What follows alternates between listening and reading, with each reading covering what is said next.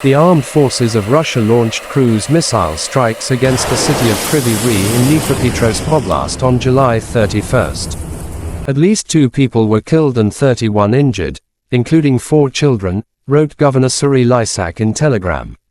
One of the missiles targeted a 9-story residential building, damaging parts of its 4th to 9th floors and starting a fire in an apartment on the 4th floor, the State Emergency Service reported.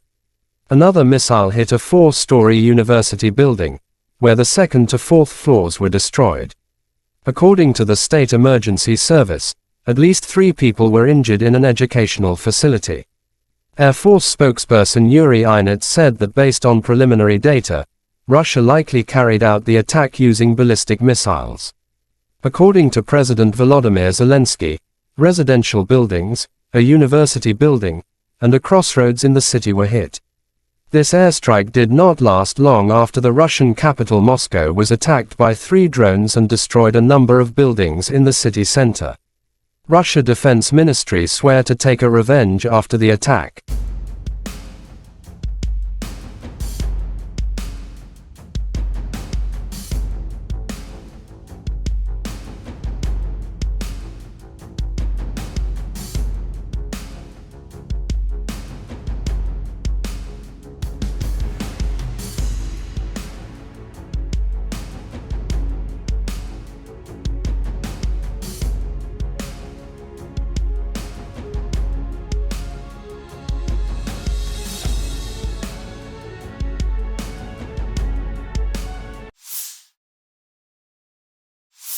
The armed forces of Russia continued to focus its main efforts on the Kupiansk, Lymansk, Bakhmutsk, Avdiivka and Mariinsky directions.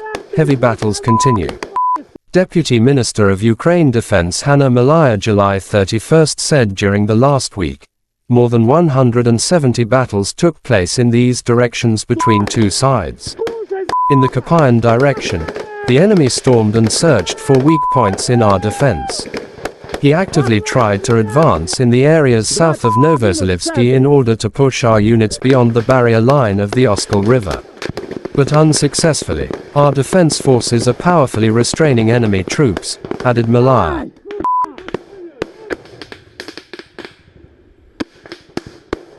Сейчас заберу бульдог и делаю праздник.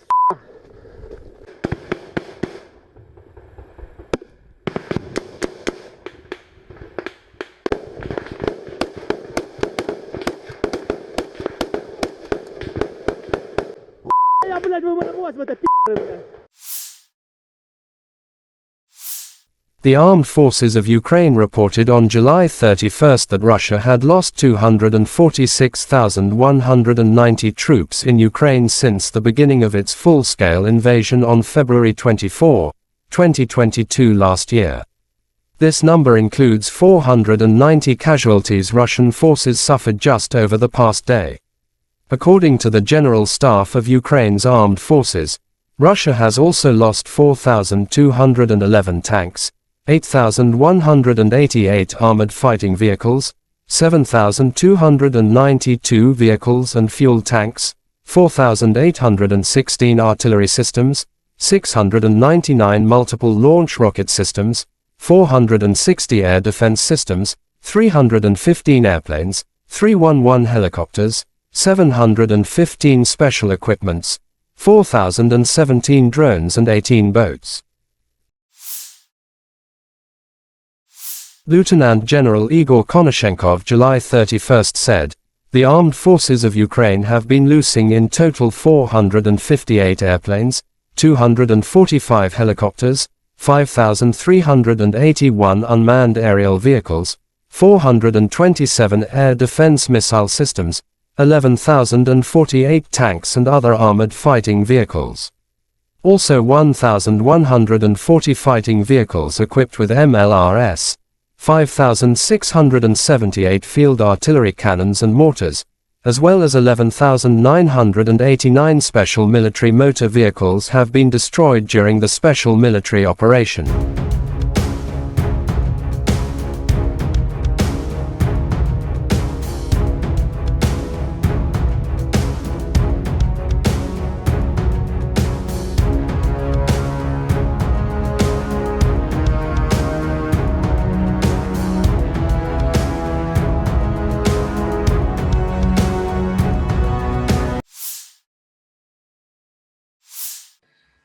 Добрый день, уважаемые коллеги. Приступаем к работе в начале ситуации. Russian Defense Minister General of the Army Sergei Shoigu on the situation in the area of the special military operation said over the past month, as a result of the successful actions of Russian troops, the enemy were up to 20,800 servicemen, to be precise, 20,824 men. Russia also destroyed 2,227 units of various weapons, including 10 Leopard tanks, 11 U.S.-manufactured Bradley infantry fighting vehicle, 40 U.S.-manufactured M777 artillery systems and 50 self-propelled artillery systems from the UK, the US, Germany, France and Poland. General of Army Sergei Shoigu held topical teleconference with leadership of Russian armed forces. Sergei Shoigu on the situation in the area of the special military operation said it is obvious that the Western-manufactured arms supplied do not lead to successes on the battlefield, but only prolong the military conflict. Against the backdrop of the failed so-called counter-offensive, the Kiev regime, with the support of Western sponsors, has focused on carrying out terrorist attacks on civilian infrastructure in cities and towns in the Russian Federation. Given the evolving situation, additional measures have been taken to improve defenses against air and sea-based attacks. The intensity of the strikes on Ukrainian military facilities, including those providing support for these terrorist acts, has been increased many times over, Shoigu added. I thank all military personnel involved in the special military operation for the service, courage and heroism. Earlier we spoke about single feats, but today we have dozens and hundreds of worthy servicemen, soldiers, officers, sergeants, who not just honorably perform the duty, but do it in a highly professional manner. The servicemen show really the highest examples of courage, heroism and, once again, professionalism, said Shoigu.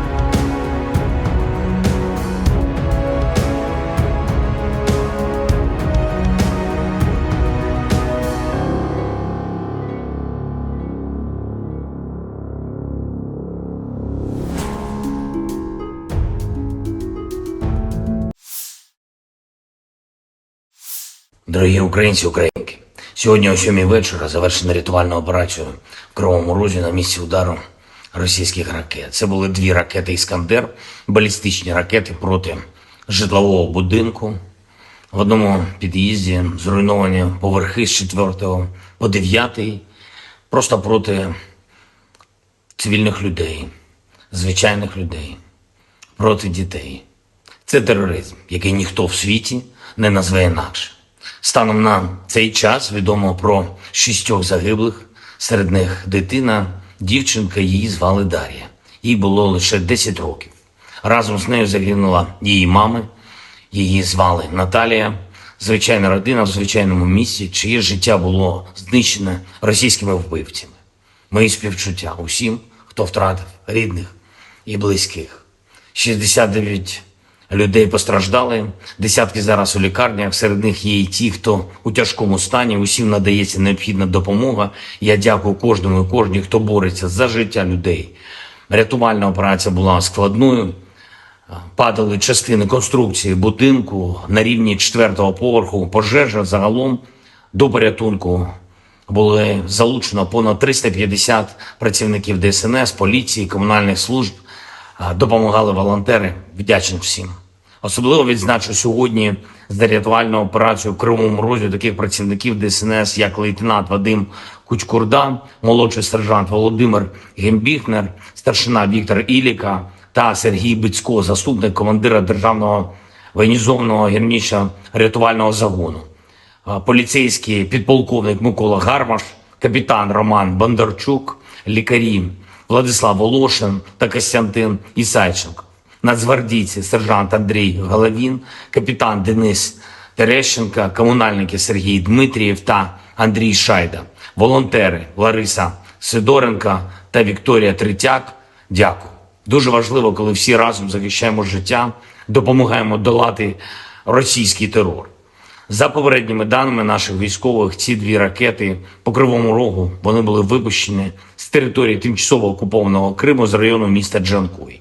І це знов і знов доводить, що для безпеки наших міст, для захисту нормального життя українців, українок, наших дітей потрібно, щоб у наших військових було достатньо далекобійної зброї, достатньо засобів ураження терористів.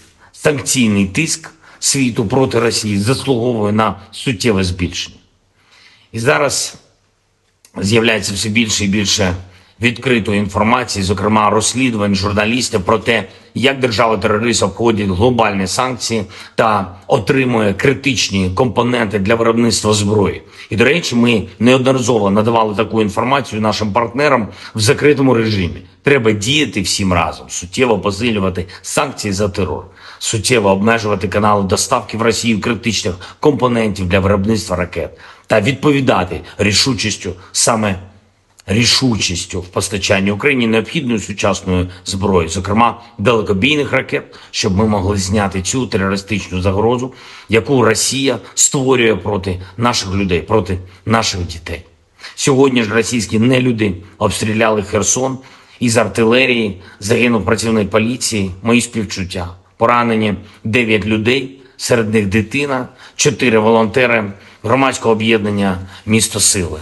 Попри будь-який російський терор, попри будь-які спроби Росії шантажувати світ, спільної нашої сили, усіх в світі, хто цінує життя, достатньо, щоб подолати зло. Ми можемо не лише завдати поразки держави-терориста, а й забезпечити перемогу справедливості, коли усі, хто винен в терорі, нестимуть відповідальність. Але для цього потрібно щодня, щотижня, щомісяця збільшувати нашу співпрацю та збільшувати тиск на агресора. Я дякую всім в світі, хто саме так робить. Я дякую всім, хто захищає свободу, людяність разом з Україною. І, звичайно, наші воїни. Бахмут, увесь Донбас, Оріхів, усі наші південні позиції, кордон і кожен, хто береже спокій регіонів нашої держави, наші захисники, захисниці неба. Дякую вам, наші герої. Працюємо над новою зброєю для вас. Разом наближаємо перемогу. Слава Україні!